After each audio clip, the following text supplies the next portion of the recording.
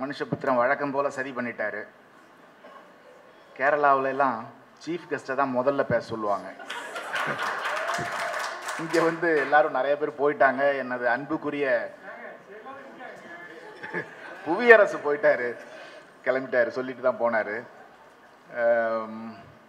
புவியரசுலாம் மேடையில், அக்னிபுத்திரனும் புவியரசும் மேடையில் இருந்து அப்படியே சண்டை மாறுதமா, மேடையே அப்படியே தீப்பற்றி எரியும் போது நான் கடைசியில் உட்காந்து கேட்டுக்கிட்டு இருப்பேன். இப்போது அக்னிபுத்திரன் மனுஷபுத்திரன் சொல்லிட்டேன். ஏதோ ஒரு முக்கியமான பேட்டியில் முந்தானேத்து அசோகமித்திரனை பற்றி ஒரு டாக்குமெண்ட்ரி ஃபில்ம் எடுத்தாங்க.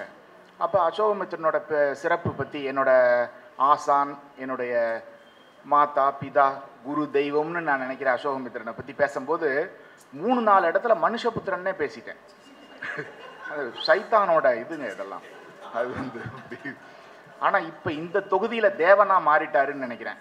ஏன்னா முழுக்க ஒரே கண்ணீரும் கம்பளையுமா எல்லாம் அழுது சேகுவாரான்னு பேசி ஒரே ரகலையாக இருக்குது. அவரோட மிக தீவிரமான ரசிகன்னா வாசகன்னா அவரை வந்து என் அளவுக்கு யாருமே பாராட்டினதில்லை. ஆனால் இந்த தொகுதியை நான் திட்ட போகிறேன்னு நினைக்கிறேன். ஏன்னா இதே மனிதாபிமானிகள் தான் சென்னை வாசிகள் ஏதாவது ஒரு மத கலவரத்தில் ஒருத்தர் வெட்டி சாய்ப்பாங்க. அதனால் இந்த இதில் வந்து எனக்கு மீடியாவிலையோ இந்த கவிதைகள்லையோ இதிலெல்லாம் வர்ற அந்த கண்ணீர் இது வந்து எனக்கு ஒன்றும் இதாக தெரியலை. அப்புறம் இந்து பேசுனது எனக்கு அந்த கேரள நினைவுகள்லாம் வந்துருச்சு. ஸ்ரீபதியோட கவிதையை இந்து வந்து மலையாளத்தில் வாசித்த போது நான் அமீதுகிட்ட கேட்டேன், என்னங்க இது தமிழை விட மலையாளம் இனிமையாக இருக்கும் போல இருக்கே. அவர் ஆமாம் அப்படின்னாரு. அப்படி இருந்தது. ஒரு 12 வருஷத்துக்கு முன்னால் கொச்சியில் எனக்கு அவர் முன்ன பின்ன தெரியாது. நான் ஒரு மலையாளத்தில் பொயட்ரி கலெக்ஷன் எழுதியிருக்கேன், வரப்போகுது, அதை நீங்கள் வந்து வெளியிடணும் அப்படின்னு கொச்சியிலேருந்து ஒரு இளைஞர் எனக்கு ஃபோன் பண்ணி சொல்கிறாரு. ரூபேஷ்னு பேர். நான் வந்து கொச்சி போகும்போது ஊரில் வந்து கட் அவுட்டு, அதில் என்னோட படம் இருக்குது. இதெல்லாம் அந்த காலத்தில் தமிழ் எழுத்தாளர்களுக்கெல்லாம் அது ஒரு மயக்கம் அடித்து விடுற மாதிரி விஷயம். என்னடா இது இப்படி நடக்குது அப்படின்னு சொல்லிட்டு போகிறேன். அங்கே ஒரு பேரழகியான ஒரு இளம் பெண், ஒரு 20-22 வயசு இருக்கும், வந்து கல்லூரி மாணவி. நான் வந்து 0 டிகிரியை படிச்சிருக்கேன். அப்படியே கண்ணெல்லாம் மலர்ந்து ஒரு பெரிய ஒரு சினிமா ரசிகர் வந்து ரஜினி ரசிகர் எப்படி ஒரு ரஜினியை பார்க்கும்போது எப்படி மலர்ந்து பேசுவாங்க. 0 டிகிரியை படிச்சிருக்கேன். ஒரு கடையில் வந்து உங்களோட கதை வந்திருந்தது பத்திரிக்கையில், அதை எடுத்து கடையிலேயே வச்சு வாசித்தேன். அது ஒரு ரொம்ப டஃப்பான கதை. அது மெசேஜ் பேரர்ஸ்னு, நட்சத்திரங்களிடமிருந்து செய்தி கொண்டு வந்தவர்களும் பிணந்தின்னிகளும்னு ரொம்ப கடினமான கதை. அதை வந்து வெயிலே நின்று படித்தேன் அப்படின்லாம் சொல்லும்போது எனக்கு உண்மையிலே மயக்கமே வந்துருச்சு. அப்புறம் நான் குருபேஷ்கிட்ட போயிட்டு இந்த மாதிரி அந்த பேரழகி யார் அப்படின்னு கேட்டேன். அடுத்த மாதம் கல்யாணம் பண்ணிக்க போகிறேன், இந்துன்னு பேர் அப்படின்னா. ஆடப்பாவி அப்படியா, வணக்கம் அப்படி போட்டு அப்புறம் ரூபேஷும் இந்துவும் கல்யாணம் ஆன பிறகு மெட்ராஸ்க்கு வந்து என்னை பார்க்குறதுக்காக 3 நாள் வெயிட் பண்ணி என்னோட மொழிபெயர்ப்பாளர்னு ஒரு நல்லவர், அவருக்கு ஃபோன் பண்ணி இந்த மாதிரி சாரு நிவேதிதாவை பார்க்கணும். ஐயோ அவரெல்லாம் பார்க்க முடியாது, அவர் எங்கேயாவது பாரில் தான் இருப்பார் எப்போதும், அவரெல்லாம் நீங்கள் பார்க்கவே மாட்டார், அவருக்கு உங்களை பார்க்க இஷ்டம் இல்லை அவருக்கு அப்படின்னு சொன்னது. 3 நாள் தங்கிட்டு வெளியில் இருந்து அது திரும்பவும் கொச்சி போயிட்டாங்க.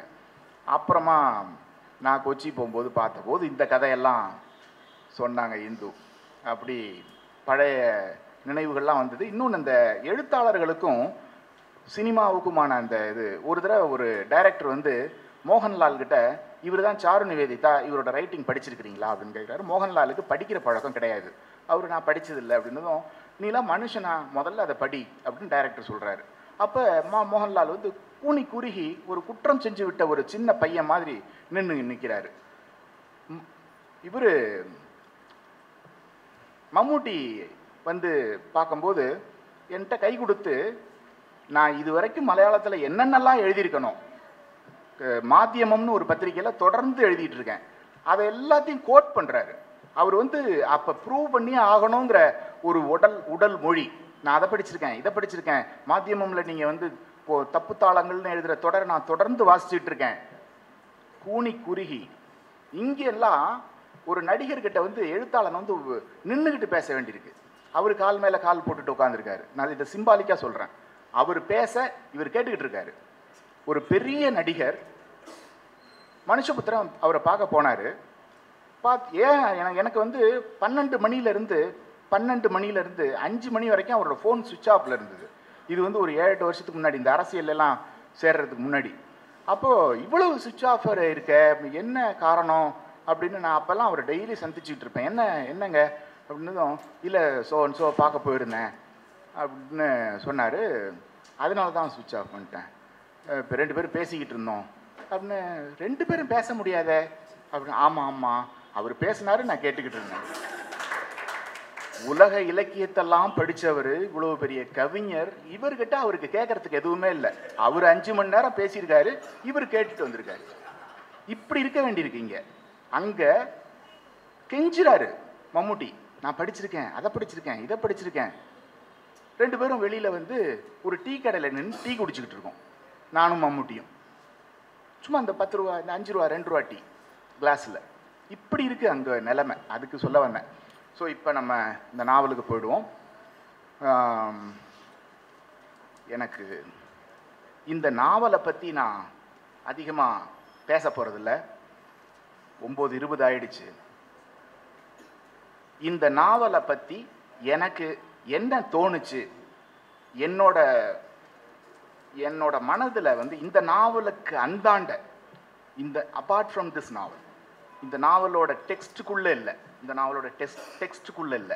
இந்த நாவல் சம்பந்தமான சில பல எண்ணங்களை வந்து நான் உங்களோட பகிர்ந்துக்க போகிறேன். இதில் யார் மனதாவது கஷ்டப்பட்டா அதுக்காக நான் மன்னிப்பு கேட்டுக்கிறேன். ஆனால் அதை நான் சொல்லி தான் ஆகணும். ஒரு பிரபலமான நடிகர், நான் ஆனந்த விடலில் வந்து மனங்கொத்தி பறவை எழுதிக்கிட்டு இருக்கும்போது எனக்கு ஃபோன் பண்ணி, ரொம்ப பிரமாதமாக இருக்குது, நான் எழுதுகிற மாதிரியே இருக்குது, அப்படி இப்படின்னு சொல்கிறாரு. அவரோட நடிப்பு எனக்கு ரொம்ப பிடிக்கும். அப்புறம் அவர் வந்து விகடனில் நானும் விகடனும்னு ஒரு கட்டுரை எழுதுகிறாரு. அதில் ஆனந்த விடனில் தேவன்லேருந்து ஆரம்பித்து கடைசியில் நாஞ்சில் நடந்து, ஜெயமோகன், வண்ணன் இலவன், வண்ணதாசன், எல்லார் பேரும், இந்த டெலிஃபோன் டைரக்டரியில் A to Z இருக்கும்ல, அந்த மாதிரி எல்லார் பேரும் இருக்குது. என் பேர் மட்டும் இல்லை. ஃபோன் பண்ணி சொல்கிறாரு எனக்கு, உங்களோட இது நான் எழுதின மாதிரி இருக்குது அப்படின்னு. அவரும் ஒரு தொடர் எழுதியிருக்காரு. அப்போது நானுமே அந்த தொடர் படிக்கும்போது இது நான் எழுதின மாதிரி இருக்குன்னு நான் ஃபீல் பண்ணேன். அவர் கொஞ்சம் வெளிப்படையாக பேசுகிற ஆள் அந்த மாதிரி. ஆனால் என்னோட பேரை போட்டால் தொழில் கெட்டு போய்டும்னு நினைக்கிறாரு. அதான் எனக்கு தெரிஞ்ச காரணம், நான் யூகித்த காரணம். அப்புறம் வாசகர் வட்டத்தில், நான் ஒரு வாசகர் வட்டம் இருக்குது, அதில் ராஜேஷ்னு ஒரு நண்பர், இவங்களெல்லாம் பேர் சொல்லலாம். அதில் அவர் வந்து என்னுடைய மாணவர். அவர் வந்து நான் திரைக்கதை எழுதலாம் வாங்க அப்படின்னு ஒரு புத்தகம் போடுறாரு. அதில் இந்த நலன் குமாரசாமி, நேற்று வந்தவர், அவருக்கு ஸ்டோரி டிஸ்கஷனில் டீ வாங்கி கொடுத்துட்டு வந்த பையன், இப்படி எல்லார் பேருக்கும் நன்றி இருக்குது. யார்? ராஜேஷோட புத்தகத்தில். என் பேரை மட்டும் காணும். உடனே ஃபோனை போட்டு, என்னையா இது, என் பேர் இருக்கணும்னு எனக்கு அவசியமே இல்லை, ஏன்னா எனக்கு போட்டி வந்து ஓரான் பாமுக்கும் சல்மான் ருஷ்டியும் தான். எனக்கு தயவு செய்த நண்பர்களே, ஜெயமோகனோ எஸ் ராமகிருஷ்ணனோ என்னுடைய போட்டியாளர்கள் அல்ல.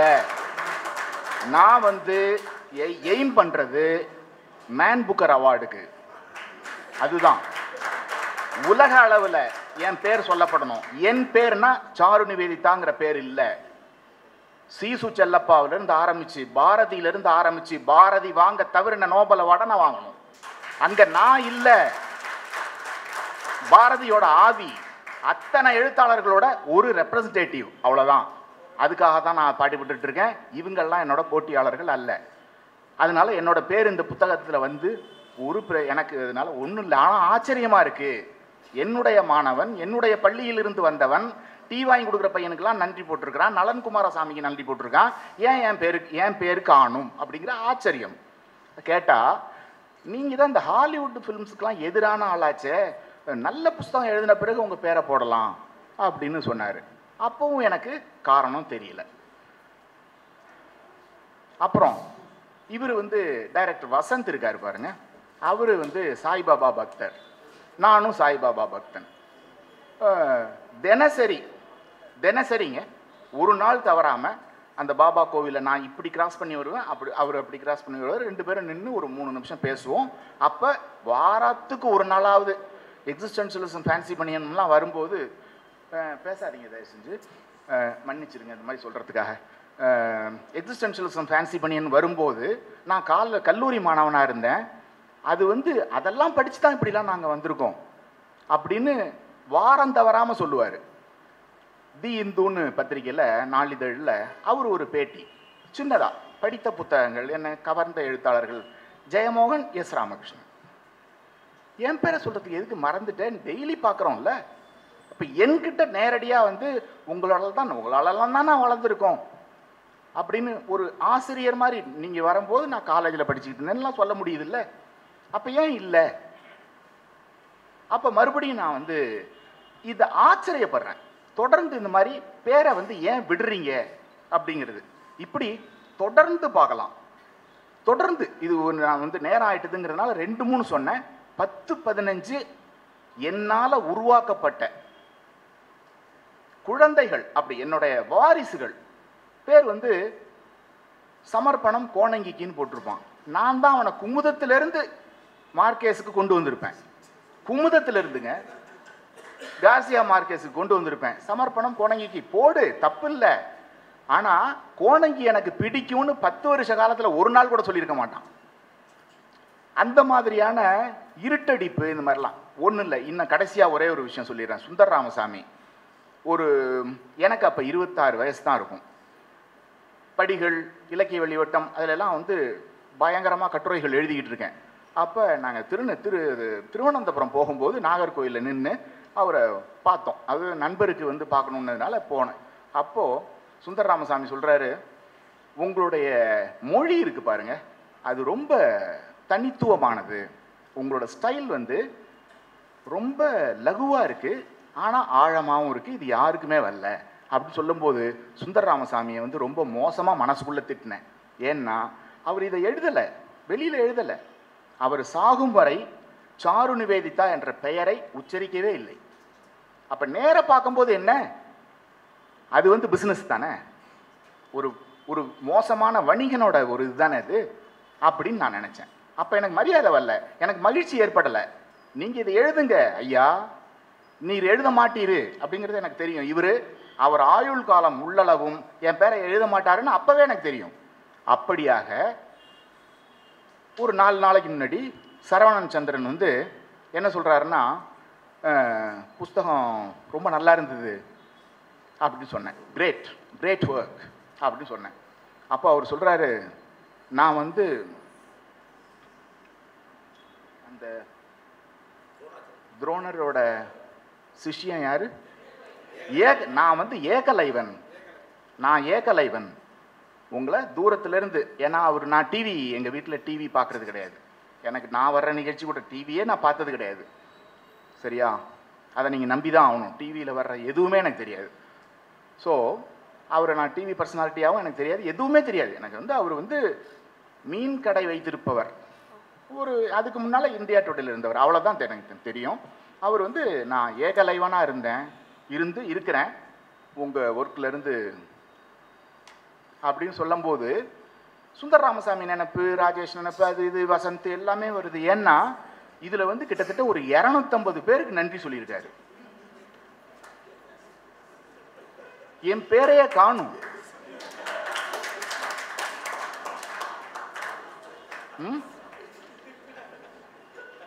அப்பனசாமி சார், ஜீவசுந்தரி மேடம், சோ தர்மன் அண்ணன், தமிழ் மகன் சார், புகழ் சார், ராமசுப்பண்ணன், ராமசுப்பு அண்ணன், முத்தண்ணன் யாருன்னு பாடலாசிரியர் Muthukumar, Bharathiputhiran sir, Ilango sir, George sir, GR sir, Dhanapal sir, Kalachuvadu Kannan sir, Aravindan sir, Manushyaputhiran sir, Somani sir, Ira Ilangaraj, Venkatachalapathy sir, Ravikumar sir, Manna sir, Sibi sir, Sigamani sir, Ramji sir, இப்படி பல சார்கள் இருக்கிற போது இந்த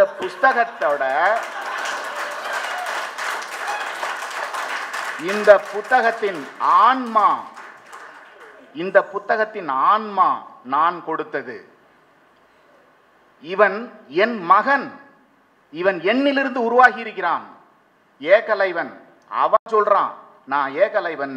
நான் நினைக்கிறேன் படிச்சுட்டு இவன் என் மகன். இது என்னோட ஒர்க்கு. ஏன்யா அரவிந்தனுக்கு இது தோணலையா?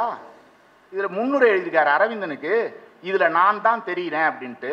இதை நான் வந்து ஒரு ஒரு ஒரு எழுத்தாளர்கிட்ட இருந்து ஒரு வாரிசு உருவாகிற மாதிரி சொல்றேன். இந்த புக்கை நான் என்னைக்கும் எழுத போறதில்லை, ஏன்னா இந்த அனுபவங்கள் எனக்கு கிடையாது. ஆனா இதுல இருக்கிற ஆன்மா என்னுடையது, அவனுடைய ரத்தம் என்னுடையது, அப்படி சொல்றேன். இதுல இருக்கிற அரவிந்தனுக்கு தெரியாதா?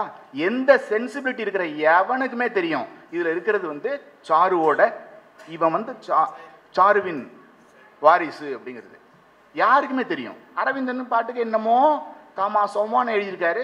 அதுல என்னன்னா, முதல் முயற்சிக்கே உரிய குறைகளுடனும் வெளிப்பட்டிருக்கும் இந்த பிரதி கொண்டிருக்கும் நிறைகள் இதை கவனமாக வாசிப்பு புரித ஆக்குகின்றன என்று தயங்காமல் சொல்லலாம். போயா என்னையா சொல்ற நீ?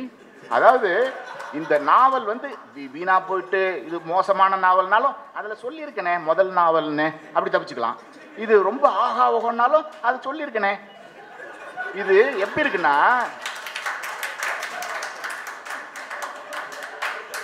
இது எப்படி இருக்குன்னா வந்து இந்த கசாப்பு கடை இருக்கு பாருங்க, ஆடு வெட்டுவாங்கல்ல, அந்த ஆடு வெட்டு அந்த கசாப்பு கடையை ஒரு குருக்கள் போய் திறந்து வைப்பாங்க, அந்த மாதிரி இருக்கு.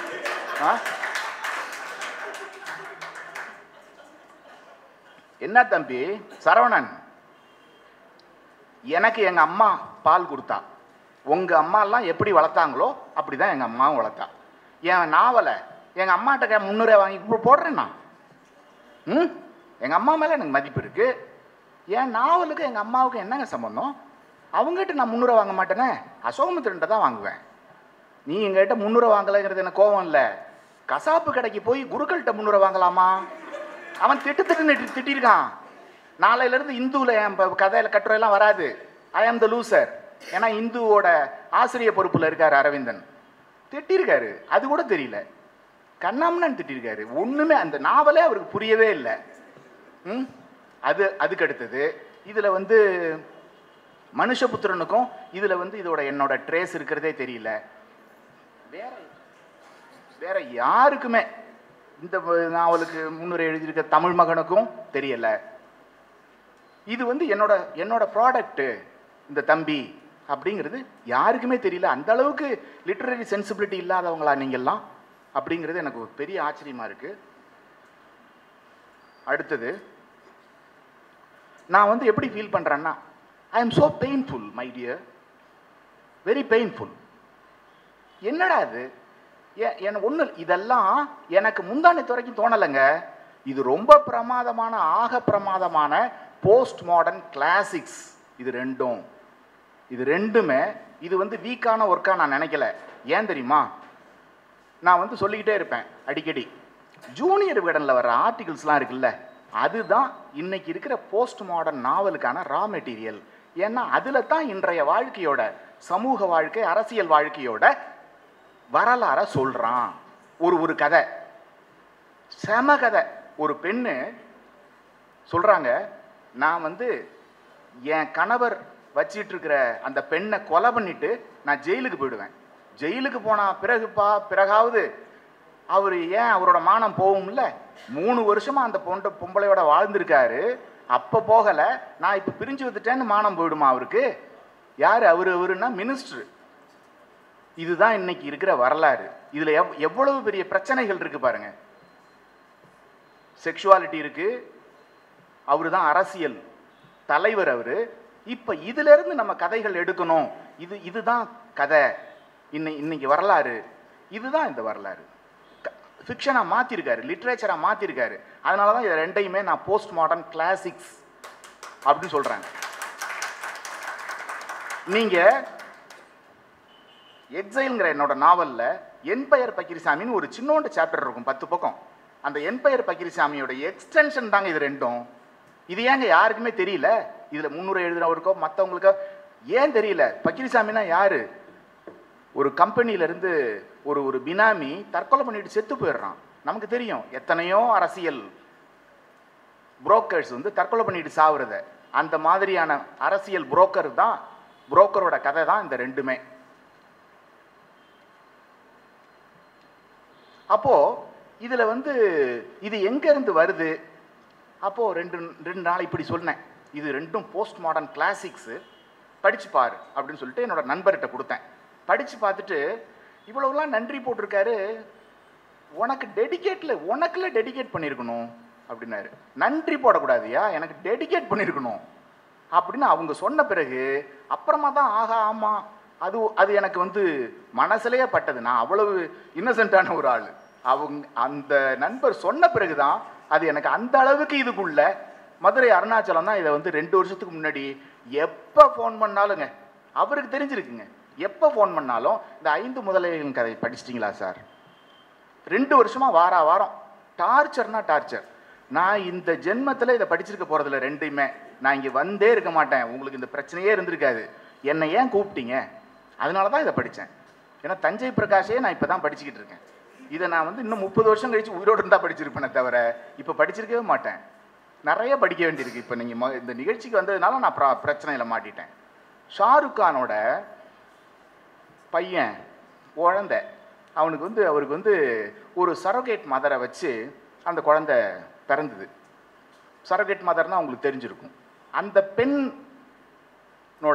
அந்த பெண் தான் ஷாருக் கானோட விந்து வந்து வளர்த்து, கருவை வளர்த்து ஷாருக் கான்கிட்ட கொடுத்துட்டு போயிருக்கா. அவளுக்கு அந்த உரிமை கிடையாது இல்லைங்களா? அந்த சரோகேட் மதர் அந்த ஷாருக் கானுக்கு குழந்தை கொடுத்த அம்மா மாதிரி தான் நான் ஃபீல் பண்றேன். அந்த பெயின் புரியுதா உங்களுக்கு? எங்க இருந்து வர்றீங்க? ஊருக்கெல்லாம் நன்றி ஒரு பேரு கூட போடக்கூடாதா? போட முடியாதா? அந்த சரோகேட் மதர் மாதிரி தான் நான் ஃபீல் பண்றேன். இதெல்லாம் எழுதிட்டு வந்தேன், இதெல்லாத்தையும் இங்கே சொல்லிடணும், உடச்சிடணும். ஏன்னா சில விஷயம், இந்த முக்கியமான விஷயத்தை முன்னுரையில் சொல்றாரு, முக்கியமான விஷயத்தை முடிவில் சொன்னால்தான் நன்றாக இருக்கும். இது முகஸ்துதி இல்லை, உண்மையிலும் உண்மை. மனுஷபுத்திரன் இல்லாவிட்டால் இந்த நாவல் இல்லை. எக்ஸ்டர்னலா ஒருத்தர் வந்து அவர் வந்து கதையெல்லாம் சொல்றாரு மனுஷபுத்திரன்ட்ட. இவர் வந்து கதை இதெல்லாம் நான் எழுதக்கூடாது, நீங்க எழுதுங்கன்னு சொல்லி அதுக்கு ஊக்கப்படுத்தி அவரை எழுத வச்சு, இதெல்லாம் எக்ஸ்டர்னலா கொடுக்கறது தம்பி. இந்த மொழி நான் தானே கொடுத்துருக்கேன், இந்த பர்செப்ஷனை நான் தானே கொடுத்துருக்கேன். இன்னைக்கு ஆண்டனி வந்து கடைசியா ஒன்று சொன்னார்ல, கடைசியா அது வந்து ஒரு பெரிய அடி. ஆனா அது என்னன்னா, இந்த மாதிரியான வாழ்க்கை இல்லாத இடத்துல இந்த மாதிரியான நாவல் வராது. அவ்வளவுதான் ஆண்டனிக்கு என்னோட பதில். இந்த மாதிரியான வாழ்க்கை இப்படி இருக்கிற வரைக்கும் இவன் இதுல உள்ள கதை என்ன தெரியுமா? நண்பனோட மனைவிய காதலிச்சு அவளும் இவனும் வச்சிரு ஒரு துரோகம். நண்பனோட ரொம்ப க்ளோஸ் ஃப்ரெண்டோட மனைவி, அதை தான் இந்த ப்ரொட்டகனிஸ்ட் லவ் பண்றான், அவளும் இப்போ லவ் பண்றா. அதுதான் இது தெரிஞ்சதுன்னா என்ன கொலை பண்ணிடுவாங்கன்னு நினைக்கிறான். அப்படிப்பட்ட ஒரு ஒரு செக்ஸ் ப்ராப்ளம் ஏன் இருக்கு சொசைட்டியில்? அது இருக்கிற வரைக்கும் இந்த மாதிரி நாவல்கள் வந்துக்கிட்டே தான் இருக்கும். ஒரு அரசியல் புரோக்கர் தற்கொலை பண்ணிட்டு செத்துக்கிட்டு இருக்கான், எவ்வளவுப்பா கொண்டு வந்த தேர்தல் செலவுக்கு? 2 கோடிங்க, இதோ இந்தாங்க அப்படின்லாம் நடக்கிற வரைக்கும் இந்த மாதிரி நாவல்கள் கதைகள் வந்துக்கிட்டே தான் இருக்கும். வரலைங்கிறது தான் குறை. அதனால தான் இதை போஸ்ட் மாடர்ன் கிளாசிக்ஸ்ன்னு சொல்கிறேன். ஆக இப்படியெல்லாம் வந்து இன்னும் கொஞ்சம் சொல்லணும்னா, இது மறுபடியும் வந்து ஒரு டிஸ்டார்ட் பண்ணி சொல்லிட வேண்டாம். பர்கஸ் யோசா, மரியோ பர்கஸ் யோசாவோட அவன் வந்து இன்னைக்கு லாட்டின் அமெரிக்கன் கண்டத்தோட வரலாற்றை எழுதிக்கிட்டே இருக்கான், கான்டெம்பரரி வரலாறு எழுதிக்கிட்டே இருக்கான். நம்ம வரலாறை யாரும் எழுதலை, லோசா மாதிரி எழுதாமல் அது எல்லாம் ஜூனியர் விகடன் மாதிரி பத்திரிகைகளில் காணா போயிடுது. அப்படியே தண்ணி வந்து வீணா போகிற மாதிரி வீணா போயிட்டு இருக்கு அப்படின்னு சொல்லுவேன். இந்த மாதிரியான விஷயங்களை தான் பர்கஸ் யோசா எழுதுறாரு. அது ஒன்று, நான் அது ஒரு முக்கியமான விஷயம் சொல்லணும்னு நினச்சேன். அப்புறம் இதில் இந்த அற்புத தருணங்கள்ங்கிறது இருக்குல்ல, அது போஸ்ட் மாடர்ன் கிளாசிக்லையும் வெறும் வந்து ஜாலி பண்ணிட்டுலாம் போகாது. அற்புத தருணங்கள் ஒவ்வொரு எழுத்துலையுமே இருக்கும். மற்ற நாவல்களுக்கும் இதுக்குமான வித்தியாசத்தை நீங்கள் புரிஞ்சுக்கிட்டு தான் ஆகணும். மற்ற நாவல்கள்லாம் இதுவரைக்கும் பேசின கண்ணீர் கடல் சிந்துனாங்கல்ல, அழுதாங்கல்ல, படிச்சு படிச்சு அழுதாங்கல்ல, அதுக்கெல்லாம் நேர் எதிரானது தான் போஸ்ட் மாடர்ன் சென்சிபிலிட்டி. அப்படின்னா என்ன? ஒருத்தன் இந்த கதையிலே இதுலையோ பட்டினி கிடப்பான், என்னைக்கு சோறு கிடைக்கும் என்னைக்கு பணம் கிடைக்கும்னே தெரியாது. அதுதான், அதுக்கு பேர் தான் பட்டினி. பட்டினினா வெறுமனை பட்டினி கிடக்கிறது இல்லை, என்னைக்கு கிடைக்கும்னே தெரியாம பட்டினி கிடப்பான். ஏன்னா அவனால் கடனும் வாங்க முடியாது. ஏன்னா முதலீட்டாளர்னு போயிருப்பாங்க அந்த திமோர் தீவுக்கு, முதலீட்டாளர் பணக்காரன்னு போயிருப்பான். அதனால அவன் கடனும் கேட்க முடியாது, பட்டினி கிடந்து செத்துக்கிட்டு இருப்பான். அப்போ அவன் ஃப்ரெண்டு வந்து நம்ம ஊர்ல இருந்து ராஜான்னு ஒருத்தன் அவனுக்கு ஃபோன் பண்ணி, டேய் நானும் அங்கே வந்துடுறான்டான்னதும் அவன் உள்ள நிலைமையை சொல்லிடுவான், பட்டினி கிடக்கிறேன்ட்டு. அப்போ இந்த ராஜா சொல்லுவான், நீ ஹாக்கி விளையாட போது எப்படி விளையாண்ட அப்படின்னு சொல்லி அந்த இடத்தையே அப்படியே வேற மாதிரி மாற்றுவாங்க. அந்த அந்த ஹாக்கி விளையாட்டு அந்த வந்துடும். அதை மட்டும் நான் படித்து காமிக்கிறேன். அதுதான் போஸ்ட் மாடர்ன் சென்சிபிலிட்டி. போஸ்ட் மாடர்ன்ஸ்னா ஒன்றும் பெரிய இதெல்லாம் கிடையாது. கண்ணீர் கடலில் உழுந்து அப்படியே பட்னியில் கடந்து உங்களெல்லாம் அப்படியே வருத்தப்படுத்தி படிக்கிறவன் அப்படியே குமுறி குமுறி அழ வைக்கிறது இல்லை, வேற. அது வந்து இதில் 153வது பக்கத்தில் இருக்குது. அந்த ஹாக்கியை பற்றி இவன் என்ன பண்ணுறான், பசி பட்னியில் செத்துக்கிட்டு இருக்காங்க. அப்போ வந்து அவன் ஹாக்கியை பற்றி சொல்கிறான் அந்த ராஜாங்கிறவன்.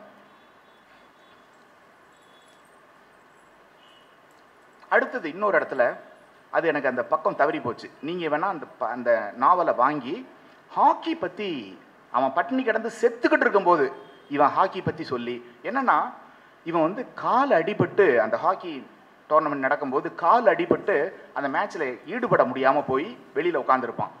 அப்போது மேட்ச் முடிகிற மாதிரி இருக்கும், ட்ரா, இன்னும் ஒரு 10 நிமிஷம் தான் இருக்கும். இவன் வந்து அந்த கோச்சுக்கிட்ட கெஞ்சுவான், நான் போய் ஆடிடுறேனே கொஞ்சம் அப்படின்னு. நீ உனக்கு தான் கால் உடஞ்சிருக்க, ரொம்ப கெஞ்சுவான்.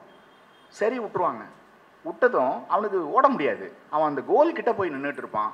இந்த ராஜா வந்து இவனுக்கு எப்படி பாஸ் பண்ணால் அது கோல் கிட்ட போகும்னு நல்லா தெரியும். ஏன்னா சின்ன பிள்ளையிலேருந்து ஒன்றா விளையாண்டவனுங்க, கரெக்டாக போடுவான், மேஜிக் மாதிரி போயிடும், ஆட்டம் முடிஞ்சிடும், இவன் ஜெயிச்சிருவான். இவனை கொண்டாடிக்கிட்டு இருப்பாங்க.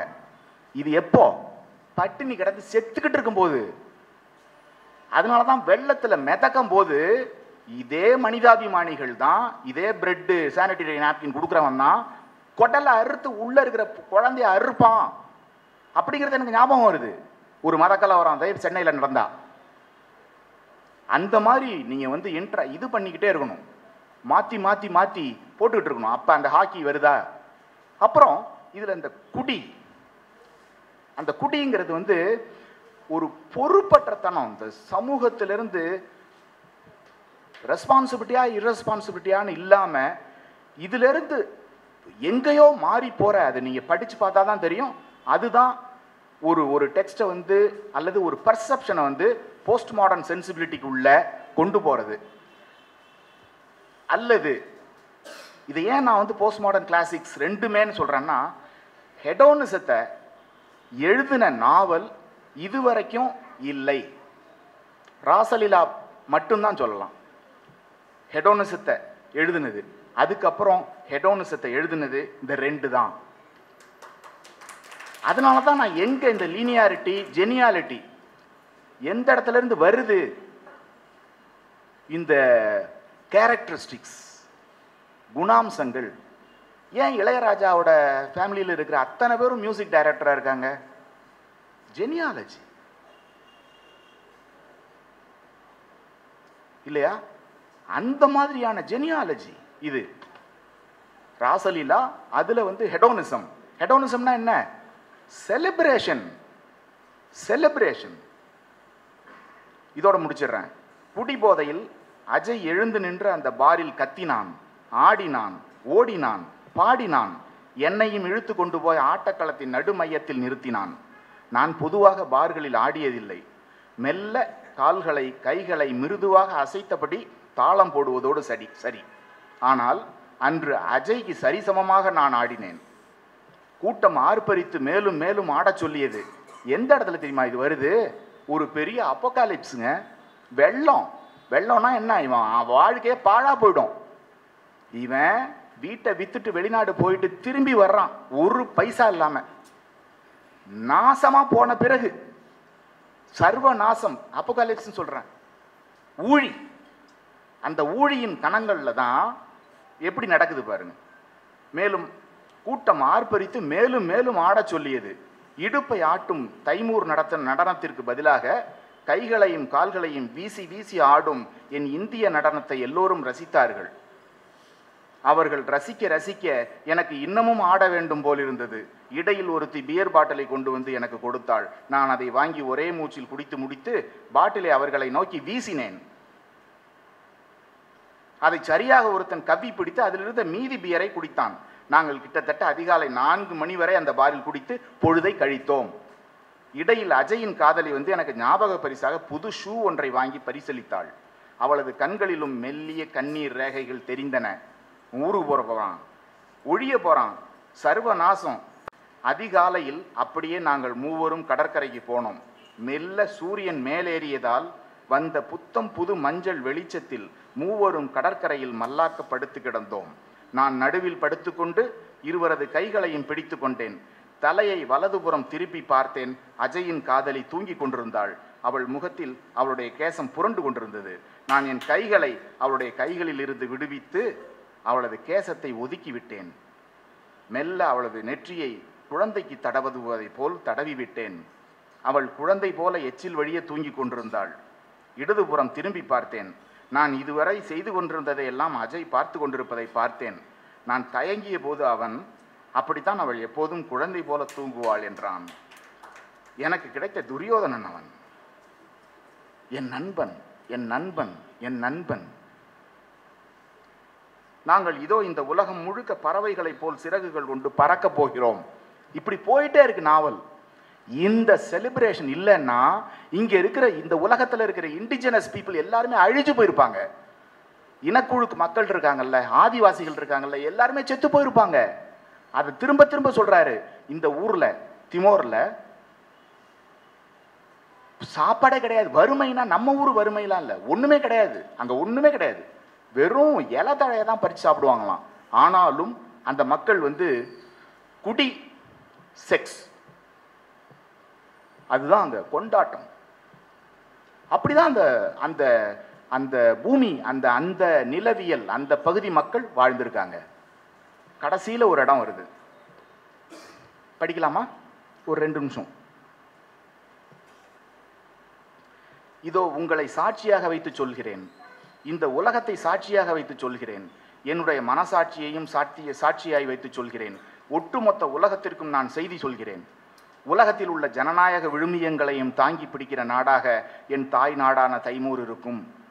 வறுமைக்கு எதிரான 2வது சுதந்திர போரை இன்றிலிருந்து துவங்குகிறேன் என உங்களுக்கு உறுதியளிக்கிறேன். உலக சமுதாயத்தின் முன் நின்று கைகட்டி வெட்கப்பட்டு சொல்கிறேன், நாங்கள் வறுமையில் இருக்கிறோம். அந்த வறுமையை எங்களால் வெல்ல முடியும். நாங்கள் ஏற்கனவே வெற்றி பெற்றிருக்கிறோம் என்பதால் இன்னொரு போராட்டத்தை தாங்குகிற சக்தியை கொண்டிருக்கிறோம். பழைய போராட்டத்தில் என்னுடன் துணை நின்றது போல் இந்த போராட்டத்தில் என் மக்கள் இப்போதும் துணை நிற்பார்கள். நாங்கள் இப்போது ஒரு தேசம், எங்களுக்கும் அடையாளம் இருக்கிறது என்பதை எங்கள் மக்கள் புரிந்து கொள்ள துவங்கிவிட்டனர் அப்படின்னு போகுது. ஒரு கவிதை மாதிரி போகுது. இதுதான் இப்போ இந்த கொண்டாட்டம் இல்லைன்னா எந்த சமூகமும் உயிர்ப்பித்து இருக்க முடியாது. அதான். நன்றி, வணக்கம். இந்த புத்தகத்தை வந்து மிக முக்கியமான தமிழ், நவீன தமிழ் இலக்கியத்தில் நடந்த புரட்சி, ஒரு பெரிய குவாண்டம் ஜம்ப் அப்படின்னு நினைக்கிறேன். ஒரு பெரிய போஸ்ட் மாடர்ன் கிளாசிக்ஸ் 2மே பண்ணியிருக்காரு. ஸோ அவர்கிட்ட இருந்து அந்த எழுத்தாளருங்கிறதுக்கான எந்த ப்ரீகன்சீவ்டு இதெல்லாம் ஒன்றும் இல்லை. அதனால் அவர் தொடர்ந்து நல்லபடியாக எழுதுவாருன்னு எனக்கு நம்பிக்கை இருக்குது. ஏன்னா அந்த சென்சிபிலிட்டி இருக்குது பாருங்கள், அது போதும். அதுதான் ஒரு நல்ல நாவலை உருவாக்குறதுக்கு. மட்டும் இல்லாமல் அந்த இடங்கள் இருக்குது பாருங்கள், ஒரு நிலவியல் ஒன்றும் இல்லைங்க. ஒரு இடத்துல நீங்கள் போகிறீங்க, காங்கோ மாதிரி ஒரு நாடுன்னு வச்சுங்க, ஒரு ஆப்பிரிக்கன் ஜங்கிள்னு வச்சுங்க, அங்கே ஒரு தமிழ் குரல் கேட்குது, தமிழ் பாஷை கேட்குது. உங்களுக்கு எவ்வளவு அஃபினிட்டி வரும்? உங்களுக்கு வருமா இல்லையா? அந்த மாதிரியான அஃபினிட்டி எனக்கு இந்த ஒர்க்கில் ஏன் வருதுன்னா, நான் போகிற 10 டவுனிங் தான் இதில் வருது, நான் போகிற லெதர் பார் தான் இதில் வருது. நான் குடிக்கிறது தான் இதில் குடிக்கிறான். நான் சிந்திக்கிற மாதிரி தான் இதில் நல்லா சிந்திக்கிறான். நான் சிந்திக்கிற மாதிரி, நான் போராட மாதிரி, நான் ஒருத்தன் தான் போகிறேன். லெதர் பாரை நான் வேற இலக்கியத்துலலாம் பார்த்தது கிடையாது. அங்கெல்லாம் போகிறவங்கெல்லாம் பெரிய பெரிய கோடீஸ்வரர்கள் தான். அப்படி நிலவியல் அந்த அதாவது அந்த காட்டில் தமிழ் கேட்டுத அந்த மாதிரி அஃபினிட்டி கூட இதில், இடம் சார்ந்த அஃபினிட்டி கூட இதில் இருக்குது. அது கூட மாறலைன்னு சொல்ல வந்தேன். நன்றி. அவசியம் வாங்கி படிங்க ரெண்டையும்.